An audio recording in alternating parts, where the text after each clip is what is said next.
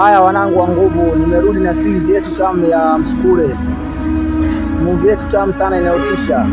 Tuendelee kuifuatilia movie tamu ya Msukule. Tunaweza kuona wachawi wa kina Mzee Kasisi na kina Binwashamu wanahangaika sana kujaribu kumteketeza Kigogora, lakini kila wanachokifanya kinafeli. Kila wanapopambana wanafeli. Tuliona Tulapona aliweza kutega uchawi mbaya sana njia panda, lakini bahati nzuri wananchi wa kijiji cha Mkunju wanavyofika tu wanavyotaka kupiga hatua, bahati nzuri Kigogora alikuwa anapita njia, kaweza kuwazuia na kutoa ule uchawi.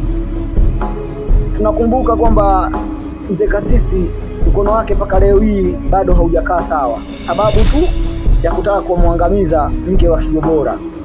Je, tunajaribu kutazama anaweza kufanikiwa kweli Mzee Kasisi kupata mkoba wake? Bado haujachomwa, lakini wako mbioni kuuchoma.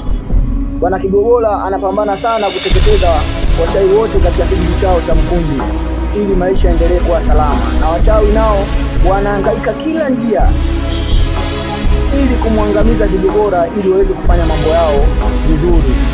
Tunafahamu kwamba Kigogora mwanzoni kabisa katika series yetu tamu ya Msukule alikuwa na yeye pia katolewa Msukule na huyo Mzee Kasisi, lakini bahati nzuri baba yake Mzee Kama Ramadhani Kama aliweza kumwokoa katika ile janga na kuweza kumpatia urithi na nguvu kubwa sana.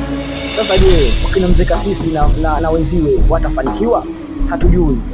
Tuendelee kufuatilia movie yetu tamu ya Msukule